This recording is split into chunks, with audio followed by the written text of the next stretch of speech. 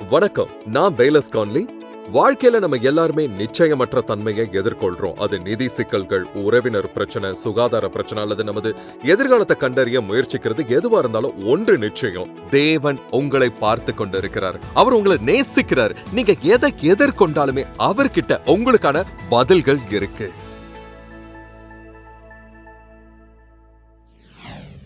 வணக்கம் நண்பரே. இன்றைய நிகழ்ச்சிக்கு வரவேற்கிறேன். உங்ககிட்ட வேதம் இருந்தா அதை எடுத்துக்கோங்க. பிலிப்பியர் 2ஆம் அதிகாரத்துல சில வசனங்களை நாம இப்ப தியானிக்க இருக்கிறோம். சரியா? உண்மையிலே 2 நபர்களை பற்றி பேசுவதற்கு நான் சில நிமிடங்கள் எடுத்துக்கொள்ள போகிறேன். இவர்களுடைய கதையை பார்த்தீங்கன்னா மிகவும் சுவாரஸ்யமானதோ, பல உண்மைகளை வெளிப்படுத்தும் விதமா சில விஷயங்கள் அதுல இருக்கு. இது உங்களுக்கு பயனுள்ளதா நிச்சயமா இருக்குங்கிற நம்பிக்கை இருக்கு. ஆமா நண்பர்களே, நீங்க தெரிஞ்சுக்க வேண்டிய ஒரு விஷயம் என்னன்னா, பரலோகத்துல உங்க பெயரை அறிந்த ஒரு தேவன் இருக்கிறார். அவர் உங்களை நேசிக்கிறாரு. உங்களுக்கு உதவி செய்ய அவரு விருப்பப்படுறாரு. உங்க போராட்டங்கள் தேவனுக்கு தெரியாதது இல்ல.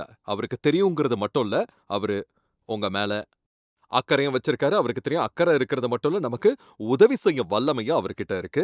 அவருக்கு தெரியும் அக்கறை இருக்கிறது, உதவும் வல்லமை இருக்கிறதுங்கிறது மட்டும் இல்லாம, அவரு உங்களுக்கு உதவ வாஞ்சிக்கிறார். உங்களுக்கு உதவுவதே அவருடைய சித்தமாக இருக்கு. தேவன் நல்லவர். அவர் வேதம் எப்படி சொல்லுது? அவருடைய உருக்கமான இரக்கங்கள், அவர் செய்த கிரியைகள் எல்லாவற்றின் மேலும் இருக்கிறது. கர்த்தருடைய நன்மையினால் பூமி நிறைந்திருக்கிறது.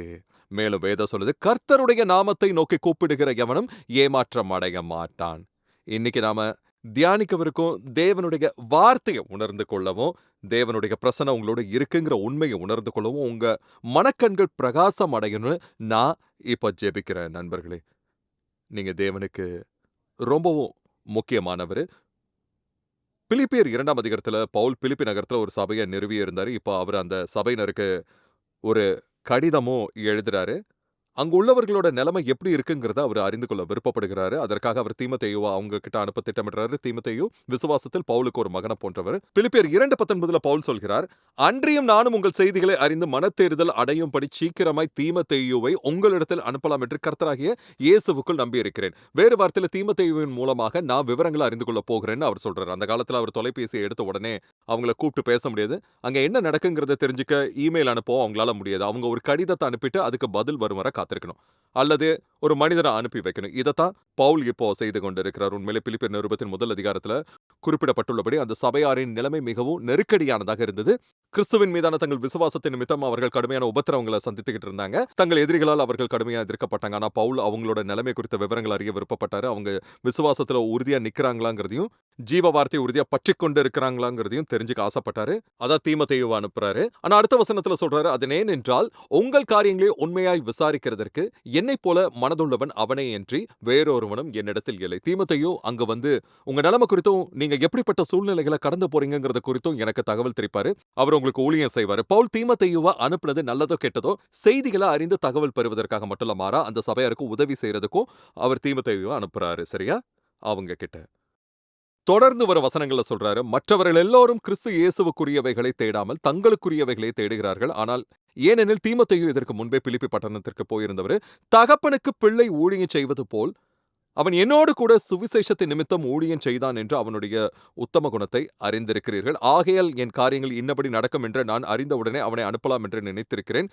அன்றியும் நானே சீக்கிரத்தில் வருவேன் என்று கர்த்தருக்குள் நம்பிக்கையாய் இருக்கிறேன்னு சொல்லப்பட்டிருக்கு.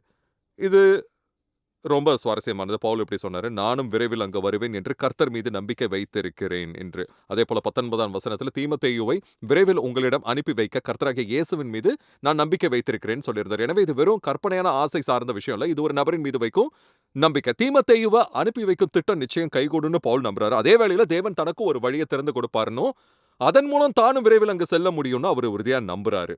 வெறும் கற்பனையான ஆசைகளை வளர்த்துக் கொள்வதற்கும், அதாவது சூழ்நிலைகள் தானாகவே மாறிவிடும் என்று எதிர்பார்ப்பதற்கும், கர்த்தராகிய இயேசு கிறிஸ்துவின் மீது முழு நம்பிக்கை வைப்பதற்கும் இடையே மிகப்பெரிய வித்தியாசம் இருக்கு நண்பர்களே. ஆமா, அவர் இப்படி சொன்னார், நான் கர்த்தர் மீது நம்பிக்கை வைத்திருக்கிறேன்.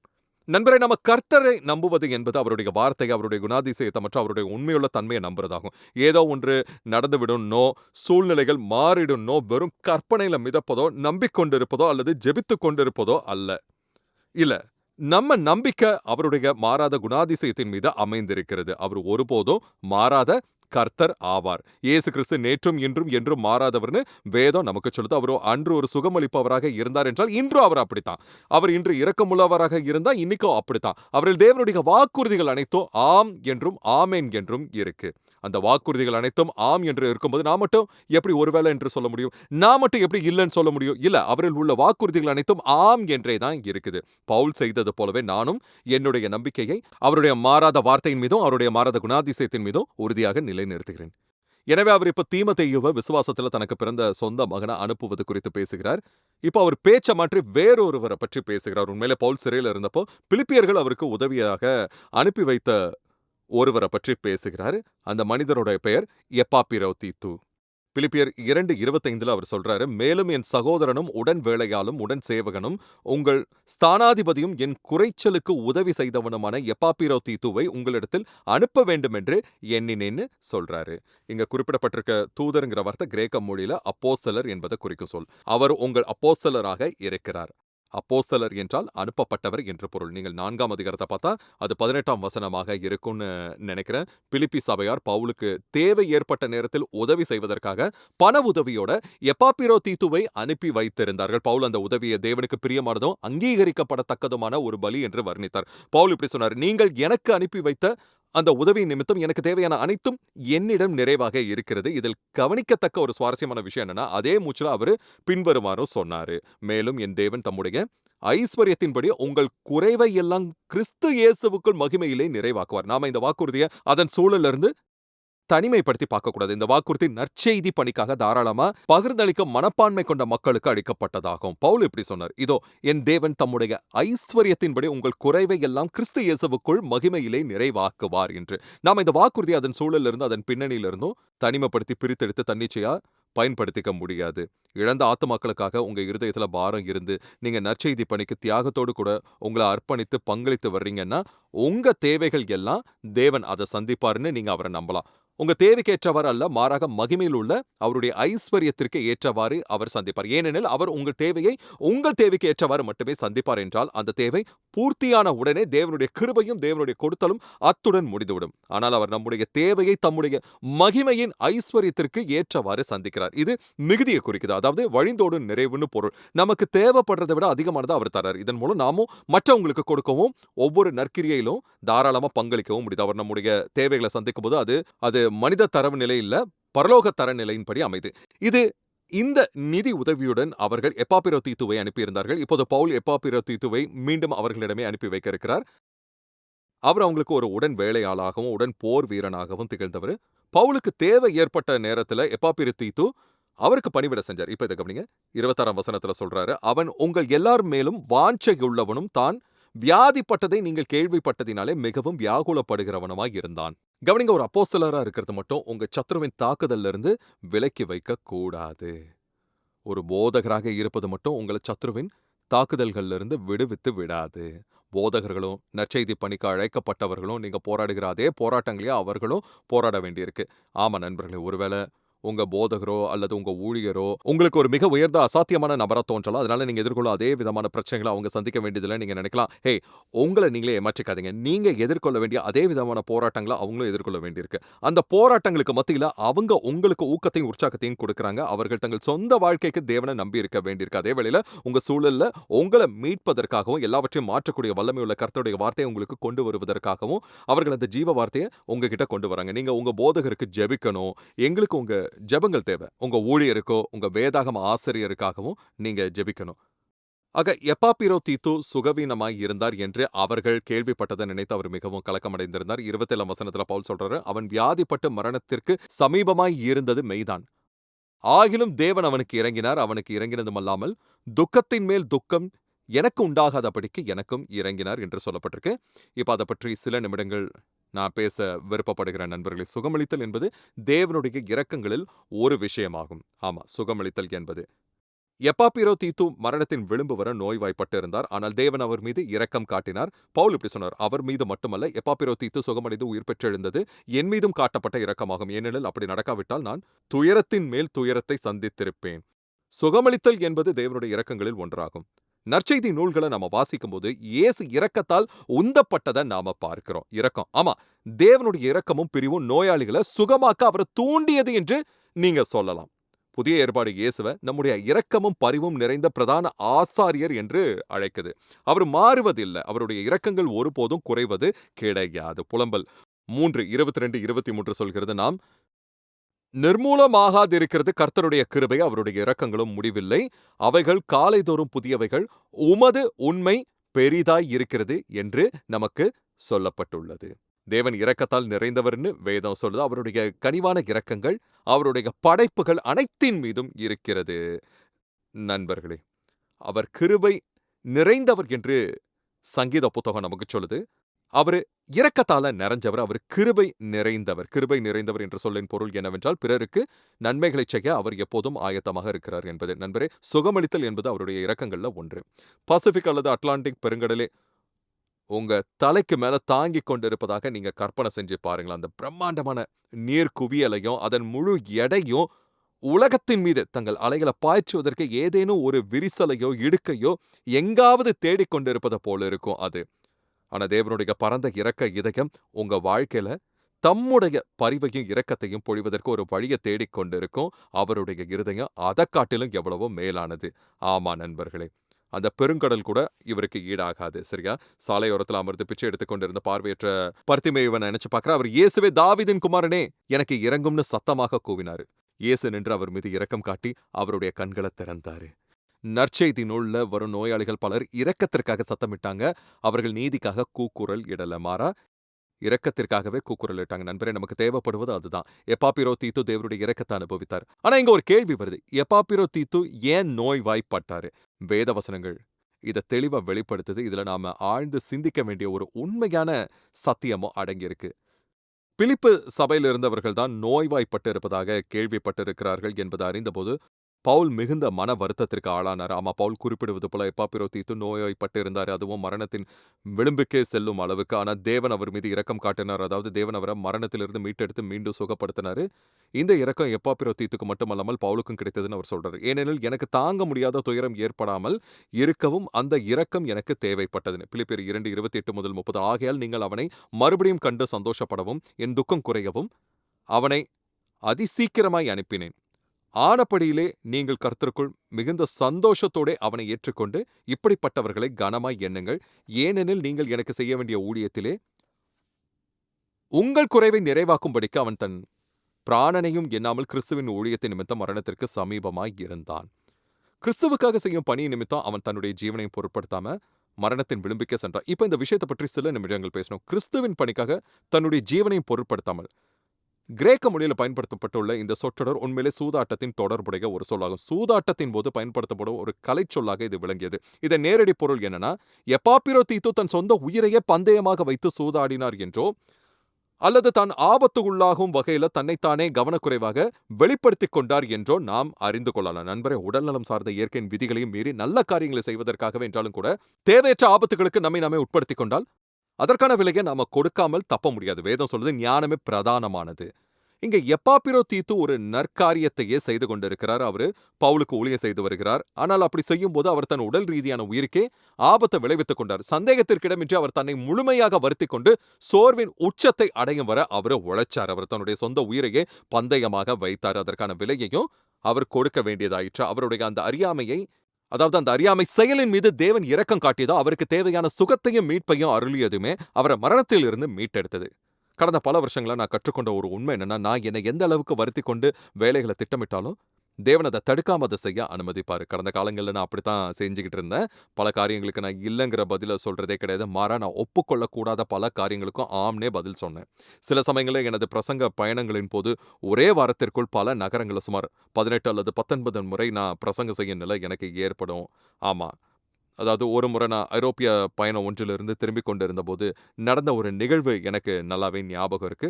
அதாவது தொடர்ந்து 9 நாட்களுக்கு எனக்கு சரியாக நினைவிருந்தா ஒரு இரவுக்கு சராசரியா அதிகபட்சம் 3 மணி நேரம் மட்டுமே என்னால உறங்க முடிந்தது.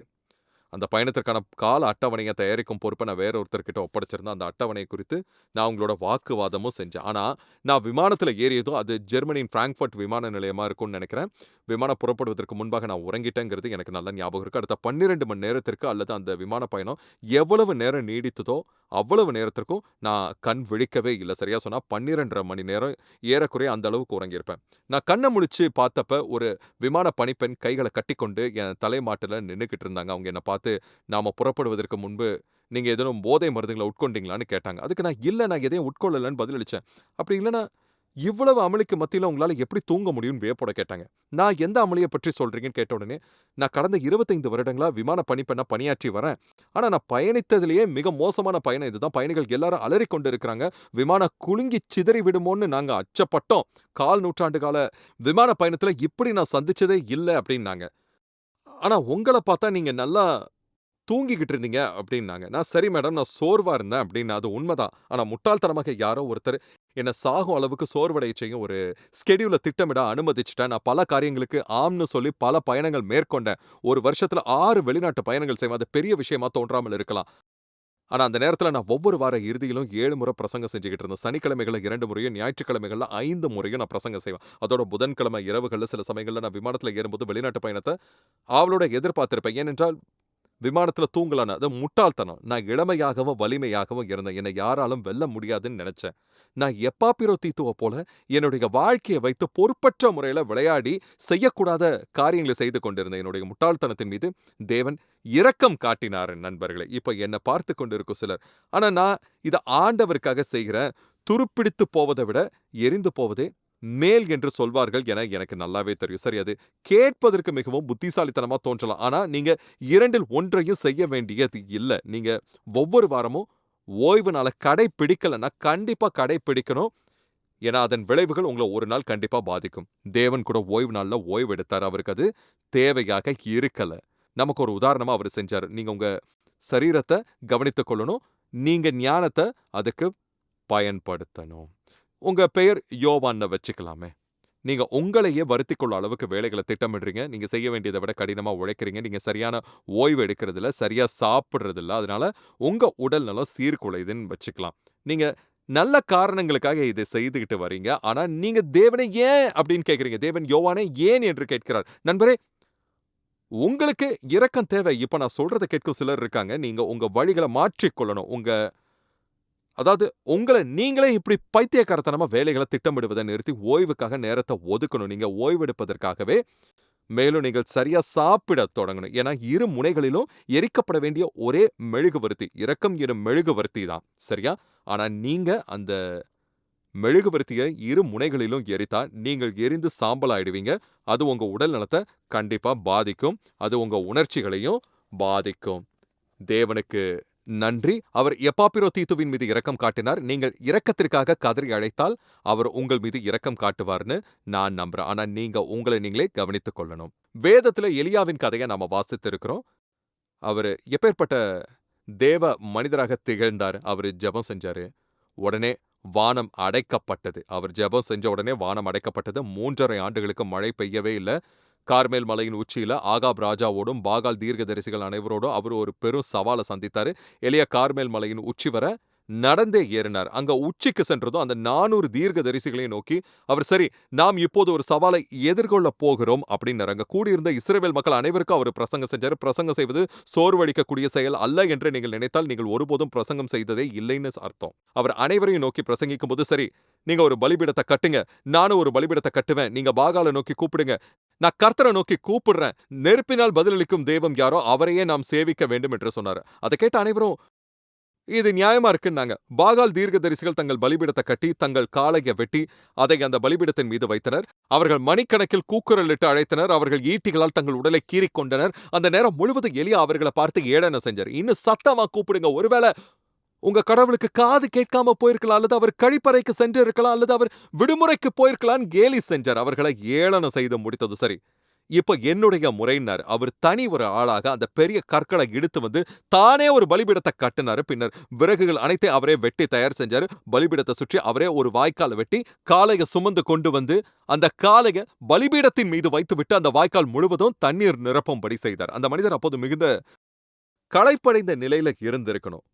அவரு தேவனை நோக்கி கூப்பிட்டாரு. தேவனும் நெருப்பின் மூலம் அவருக்கு பதில் அளித்தார். அதைக் கண்ட அனைவரும் கர்த்தரே தேவன், கர்த்தரே தேவன்னு முழக்கமிட்டாங்க. அதன் விளைவா அங்க ஒரு தேசம் தழுவிய ஆன்மீக எழுச்சி ஏற்பட்டது. அப்ப அவர் என்ன செஞ்சார் தெரியுமா? அந்த 400 பாகால் தீர்க்கதரிசிகளையும் பிடிங்கள், அவர்களை கீசோன் ஓடைக்கு கொண்டு செல்வோம் என்று சொன்னார். எனவே அவங்க எல்லாரும் அணிவகுத்து அந்த நதிக்கு போறாங்க. அவர் அங்க தனி ஒருவராக அந்த 400 பேரையும் கொன்று விடுகிறார்.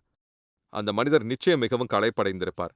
அவர் திரும்ப போய் ஒரு ஜெப கூட்டத்தை நடத்துறாரு. ஜெபிக்க ஆரம்பிக்கிறாரு. அவர் தன்னுடைய ஊழியனிடம் போய் வானத்தை பார் என்று சொல்கிறார். அவர் ஜெபிக்கிறார். மீண்டும் ஜெபிக்கிறார். அப்போது அந்த ஊழியன் திரும்பி வந்து இதோ ஒரு மனிதரின் கை அளவுள்ள ஒரு மேகம் தெரிகிறது என்று சொல்கிறான். அதற்கு அவர் நீ போய் ராஜாவிடம் பெருமழை வரப்போகிறது. எனவே அவர் இஸ்ரவேலில் உள்ள அவனுடைய அரண்மனைக்கு வேகமாக போக சொல் என்கிறார். எலியா தன்னை முழுமையாக போர்த்திக் கொண்டு ராஜாவின் ரதத்தை முந்திக் கொண்டு ஓடி இஸ்ரவேல் வரை செல்கிறார். என்னுடைய கணக்கு தவறாக இல்லை என்றால் அது 30 மைல் தூரம் இருக்கும். அதாவது சுமார் 40 கிலோமீட்டர் தொலைவு அவர் ஓடுகிறார். அங்க போனதும் ஆகாபின் மனைவியான யெசபேலிடமிருந்து அவருக்கு ஒரு செய்தி வருகிறது. அவள் நான் உன் தலையை வெட்டி வீழ்த்துவேன் என்று மிரட்டுகிறாள். உடனே அவர் வனாந்தரத்திற்குள் ஓடுகிறார். அது 2 நாட்கள் பயண தொலைவு.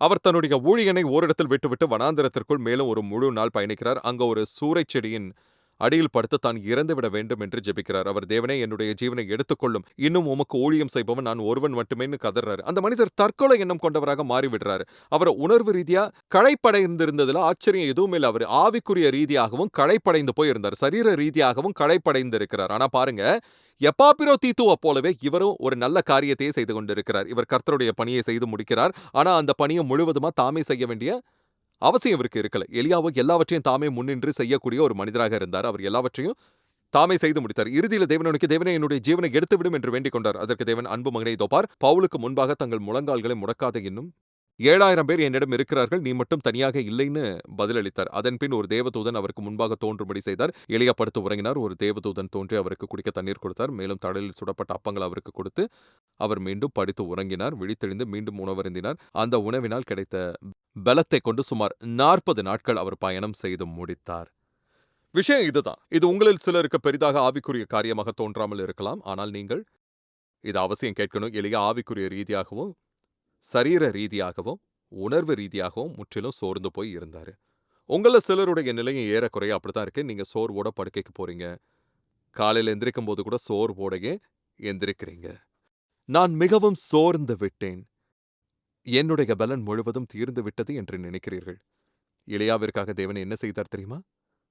அவருக்கு நல்ல உறக்கத்தையும் சுட சுட சமைக்கப்பட்ட ஒரு நல்ல உணவையும் கொடுத்தார். அதன் பின் அவர் மீண்டும் உறங்கினார். உங்கள சிலருக்கு தேவைப்படுறது என்னன்னா, ஓரிரு இரவுகள் நிம்மதியாக உறங்குவது, சுட சுட சமைக்கப்பட்ட ஒரு நல்ல உணவை உண்பதுதான். உங்களுக்கு வேறொரு ஜெப கூட்டத்திற்கு செல்ல வேண்டிய அவசியம் இல்லை. இப்போ உங்கள் மீது கைகளை வைத்து ஜெபிப்பதற்கு வேறொருத்தர் உங்களுக்கு தேவைப்படாது. நீங்க செய்ய வேண்டியதெல்லாம் ஒண்ணே ஒண்ணுதான். உங்க சொந்த சரீரத்தின் மீது அக்கறை செலுத்த ஆரம்பிங்க. அதோடு சற்றே விவேகத்தோட செயல்படுங்க. நீங்க இரவுல நிம்மதியா உறங்கணும். மேலும் சரியான உணவு பழக்கத்தை கடைபிடிக்க ஆரம்பிங்க. அடடா! பாஸ்டர் பேலஸ் அவர்களே, நீங்க உண்மையிலேயே இது எல்லாற்றையும் சொன்னீங்களா? ஆமா, நான் தான் சொன்னேன். சொன்ன ஒவ்வொரு வார்த்தையிலையும் நான் உறுதியா இருக்கிறேன். தேவன் மிகுந்த இரக்கம் உள்ளவர். அவர் நம்முடைய சரீரத்தின் மீதும் அக்கறை கொண்டிருக்கிறார். ஆனா சரீரத்தை விடவும் மேலான அக்கறை அவர் நம்முடைய ஆவியின் நிலை மீதே கொண்டிருக்கிறார். இப்ப நீங்க என்ன பார்த்து கொண்டிருக்கிறீங்கன்னா, ஒருவேளை உங்க வாழ்க்கையில ஏதோ ஒரு வகையில ஆபத்திற்குள்ளாகி சூதாட்டம் போல வாழ்ந்து கொண்டிருப்பவங்களோட பிரிவுல நீங்க அடங்கி இருக்கலாம். ஆனா உங்களுக்கு தெரியுமா, கர்த்தருக்கு உங்கள் உடல் எவ்வளவு முக்கியமோ, உண்மையிலே உடல் கர்த்தருக்காகவும் கர்த்தர் உடலுக்காகவும் இருக்கிறாருன்னு வேதம் சொல்லுது. தேவன் உங்க உடலின் நலன்ல அக்கறை கொண்டிருக்கிறாரு. நீங்க நலமா இருக்கணும்னு விரும்புறார். உங்க உடல் அவருடைய ஆலயமா இருக்கு. முற்றிலும் பாழடைந்த ஒரு வீட்டிற்குள் குடியேற நான் விரும்ப மாட்டேன் இல்லையா? தேவன் உங்க உடலின் நலன்ல அக்கறை கொண்டிருக்காரு. அதை விட மிக முக்கியமானது உங்க ஆவியின் நிலையாகும். ஏன்னா உண்மை என்னன்னா, நோயற்ற உடலோடு கூட என்னால பரலோகத்திற்கு செல்ல முடியும். ஆனா என்னுடைய ஆவி தேவனோட ஒப்புரவாக்கப்படாமல் இருந்தால் பரலோகத்தை அடைய முடியாது. இயேசு சொன்னார், நீங்க மறுபடியும் பிறக்க வேண்டும். மாம்சத்தினால் பிறப்பது மாம்சமாய் இருக்கும், ஆவியினால் பிறப்பது ஆவியாய் இருக்கும் என்று. நீங்க ஒரு ஆவிக்குரிய ஜீவன். நீங்க நித்தியத்தை ஏதோ ஒரு இடத்துல கழிக்க போறீங்க. மரணத்தின் போது உங்க உடலை நீங்க விட்டு பிரியும் போது நீங்க இல்லாம போய் விடுவதில்லை. நீங்க உங்க உடல்ல இருந்து வெளியேறி ஏதோ ஒரு இடத்திற்கு போறீங்க. நீங்க ஒன்று தேவனோட நித்தியத்தை கழிப்பீங்க, அதாவது நீங்க பரலோகத்துக்கு போவீங்க, அல்லது நரகம் எனப்படும் இடத்திற்கு போவீங்க. வேறு வழிகள் எதுவுமே கிடையாது. ஆமா, உங்களுக்கு வேறு தேர்வுகள் எதுவுமே இல்ல. இந்த மாம்சமும் இரத்தமும் கொண்ட உடலில் நீங்கள் உயிரோடு வாழும் இந்த காலத்துல தான் தேர்ந்தெடுக்க அதிகாரம் உங்ககிட்ட இருக்கு. நீங்க தேவனுக்கு ஆம்னு சொல்லலாம், நீங்க தேவனுக்கு இல்லன்னு சொல்லலாம். ஆனா மரணத்தின் மீது உங்கள் உடலை நீங்க விட்டு பிரிந்த பிறகு தேர்ந்தெடுக்க அந்த அதிகாரம் என்றென்றோ உங்களை விட்டு நீங்கிவிடும். தேவனே நான் என்னுடைய மனதை மாற்றிக்கொண்டேன் என்று அப்போது உங்களால் சொல்ல முடியாது. அது மிகவும் தாமதமான நேரமாக இருக்கும். மனுஷர் ஒருமுறை மரிப்பதும் பின்னர் நியாய தீர்ப்படைவதும் நியமிக்கப்பட்டு இருக்கிறதுன்னு வேதம் சொல்லுது. நீங்க தெளிந்த புத்தியோடு இருக்கும் இக்காலத்திலேயே இன்றைய இயேசுவை தேர்ந்தெடுத்துக் கொள்ளணும். வேதம் சொல்லுது, அவரை ஏற்றுக்கொண்டவர்கள் எத்தனை பேரோ அத்தனை பேருக்கும் தேவனுடைய பிள்ளைகளாகும் அதிகாரத்தை அவர் கொடுத்தார் என்று. நான் உங்களுக்கு ஒரு பரிசை வழங்க முடியும். இந்த தேநீர் கோப்பையை நான் உங்களுக்கு கொடுக்க முடியும். என்கிட்ட இங்க ஒரு அழகான டீ கப் இருக்கு. நான் பேசிக் கொண்டிருந்த நேரத்துல இது ஆறிப் போயிருக்கலாம். வெதுவெதுப்பான நிலையில இருந்திருக்கலாம். ஆனா இது ஒரு நல்ல கப் ஆஃப் டீ தான். இத நான் உங்களுக்கு குடுக்க முடியும்னா, இத ஒரு தட்டோட சேர்த்து உங்ககிட்ட நீட்டி, இதோ பெற்றுக்கொள்ளுங்கள். இது ஒரு அருமையான தேநீர் கோப்பை. இது உங்களுக்காக தயாரிக்கப்பட்டுள்ளது. இதன் நறுமணமே மிக சிறப்பாக உள்ளது. நீங்க விரும்பும் விதத்துல இது செய்யப்பட்டிருக்கு. இது ஆங்கிலேய பாணியில சிறிதளவு பால் சேர்க்கப்பட்டு தயாரிக்கப்பட்டிருக்குன்னு சொல்லலாம். நீங்க இதை ஏற்றுக்கொண்டு உங்க கைகளுக்குள் எடுத்துக்கொள்ளாவிட்டால் அந்த பரிசு உங்களுக்கு எந்த பலனும் தராது. அது உங்களுக்கு சிறிதும் பிரயோஜனப்படாது. ரட்சிப்புங்கிறது இலவசமா வழங்கப்படும் ஒரு ஈவு. கிறிஸ்து தம்முடைய கரங்களை விரித்தவாறு உங்கள் முன்னே நிற்கிறார். அவர் இப்படி சொல்கிறார், கேளுங்கள், செய்ய வேண்டிய பணியை நானே செய்து முடித்து விட்டேன். உங்கள் பாவங்களுக்காக நான் சிலுவையில் மரித்தேன். மரித்தோரிலிருந்து உயிர்த்தெழுந்தேன். நீங்கள் உங்கள் இருதயத்தை என் முன் தாழ்த்தி என்னை ஆண்டவர் என்று ஏற்றுக்கொண்டு இந்த பரிசை பெற்றுக்கொண்டால் நான் உங்களுக்கு நித்திய ஜீவனை அளிப்பேன். நீங்கள் அவருடைய குடும்பத்தின் ஒரு அங்கமாக மாற முடியும். உங்க ஆவி மறுபடியும் பிறக்கும். நீங்க இயேசுவுக்கு ஆம் என்று சொல்லும்போது, அவர் உங்க ஆண்டவரை ஏற்ற அறிக்கை இடும்போது, பரிசுத்த ஆவியானவர் உங்கள் உள்ளத்திற்குள் வந்து ஒரே கணத்தில் உங்களை உள்ளான ரீதியில மாற்றி அமைக்கிறார். யோவான் தனது நிருபத்தில் இப்படி எழுதியிருக்காரு. அவர் நமக்கு அளித்த ஆவியினாலேயே நமக்கு நித்திய ஜீவன் உண்டு என்பதை நாம் அறிந்து கொள்கிறோம். நண்பரே, அவர் உங்களை நிச்சயமா மாற்றி அமைப்பார். அதன்பின் தேவனுடைய வார்த்தையின் துணையோடு நம்முடைய மனதை புதுப்பித்துக் கொள்ளும் மகிழ்ச்சிகரமான பணி தொடங்குது. தேவன் நம்முடைய உள்ளத்தில் விதைத்திருப்பவை வெளிப்படையாக செயல்பட நாம அனுமதிக்கிறோம். ஆனாலும் அவர் உங்களை ஒரே கணத்துல மாற்றி அமைத்து விடுகிறார். நீங்க இதுவரை மறுபடியும் பிறக்கலன்னா ஏன் இப்ப என் கூட சேர்ந்து ஜெபிக்க கூடாது? உங்க பாவங்களுக்காக இயேசு சிலுவையில மரித்தாருங்கிறத நீங்க விசுவாசிக்கிறீங்களா? அவர் மரித்தோரிலிருந்து உயிர்த்தெழுந்தாருன்னு நம்புறீங்களா? சரி, அப்படின்னா நீங்க ஏற்கனவே பாதி தூரத்தை கடந்துட்டீங்க. வேதம் சொல்லுது, நீங்கள் அதை விசுவாசித்து உங்கள் வாயினால் கிறிஸ்துவின் கர்த்தத்துவத்தை அறிக்கையிட்டால், அதாவது உங்கள் இருதயத்தை அவருக்கு முன்பாக பணிவிக்கவும், சுயாதீனமான வாழ்க்கைக்கான உங்கள் உரிமைகளை துறந்து மறிக்கவும், உங்கள் பாவமான வாழ்க்கை முறையை குறித்து மனம் திரும்பவும், இயேசுவுக்கு ஆம் என்று சொல்லவும் நீங்க தயாரா இருக்கிறீங்கிறது ஆகும். நீங்க அப்படி செஞ்சா அவர் உங்களை தம்முடைய குடும்பத்திற்குள் ஏற்றுக்கொள்வார். உங்களுக்கு சில வார்த்தையை சொல்றேன். உங்க இருதயத்தை இந்த வார்த்தைகளோட பிணைத்துக் கொள்ளாவிட்டால் இந்த வார்த்தைகளுக்கு எந்த பொருளும் இருக்காது. ஆனா இந்த வார்த்தையோட ஒரு உண்மையான இருதயத்தை பிணைத்துக் கொண்டு இக்கணமே அதை தேவனிடம் நீங்க சத்தமா சொன்னா உங்க குரல் அவர் கேட்பாரு. ஓ தேவனேன்னு சொல்லுங்க, சத்தமா சொல்லுங்க. நீங்க உங்க வீட்டுல இருக்கலாம், இல்ல ஒரு மதுபான விடுதியில் அமர்ந்திருக்கலாம். அது ஒரு பொருட்டு இல்ல. இப்ப இதை விட முக்கியமான காரியம் வேற எதுவுமே இல்ல. இதை மட்டும் சொல்லுங்க. ஓ தேவனே, இயேசு உம்முடைய குமாரன் என்று நான் விசுவாசிக்கிறேன். என்னுடைய பாவங்களை நீக்குவதற்காக அவர் சிலுவையில் மரித்தாருன்னு நான் விசுவாசிக்கிறேன். என்னோட கடன் அவர் முழுமையாக தீர்த்து விட்டார் என்று நான் விசுவாசிக்கிறேன். இயேசுவே, தொடர்ந்து சத்தமாக சொல்லுங்கள், இயேசுவே, நீர் மரித்தோரிலிருந்து உயிர்த்தெழுந்தீர் என்று விசுவாசிக்கிறேன். இப்பொழுதே நான் உம்மிடம் கேட்டுக்கொள்கிறேன், என் வாழ்க்கைக்குள் வாரும். உம்மை என்னுடைய கர்த்தராகவும் இரட்சகராகவும் நான் ஏற்றுக்கொள்கிறேன். இயேசுவே, என் வாழ்க்கையை நான் உமக்கு ஒப்புக் கொடுக்கிறேன். உம்முடைய நாமத்தினாலே நான் ஜெபிக்கிறேன். ஆமென். உங்ககிட்ட வேதம் இல்லைன்னா ஒன்றை வாங்கிக்கோங்க. நீங்க இந்த ஜெபத்தை செஞ்சிருந்தா எங்களுக்கு ஒரு தகவல் அனுப்புங்க, எங்களுக்கு தெரியப்படுத்துங்க. நீங்க வசிக்கிற இடத்துல அது எங்க இருந்தாலும் சரி, ஒரு நல்ல வேதத்தை விசுவாசிக்க சபையை கண்டறிய உங்களுக்கு உதவ நாங்க எங்களால முடிந்த எல்லாத்தையும் செய்வோம். அப்படிப்பட்ட ஒரு சபையை எங்களால கண்டறிய முடிந்தா நாங்க உங்களுக்கு தெரிவிப்போம். நீங்கள் தேவனுக்கு சொந்தமானவர், அவருடைய உடைமையாவீர்கள், அவருடைய பிள்ளை. தேவன் உங்களை ஆசீர்வதிப்பார். நிகழ்ச்சி ஒளிபரப்பாக உதவிய நண்பர்களுக்கும் பங்காளர்களுக்கும் நன்றி. மேலும் தகவல் மற்றும் உத்வேகத்திற்கு belesconley.com பார்வையிடவும். உங்களுடைய ஆதரவு சுவிசேஷத்தின் நற்செய்தியோடு கூட உலகம் முழுக்க சென்றடைகிறது.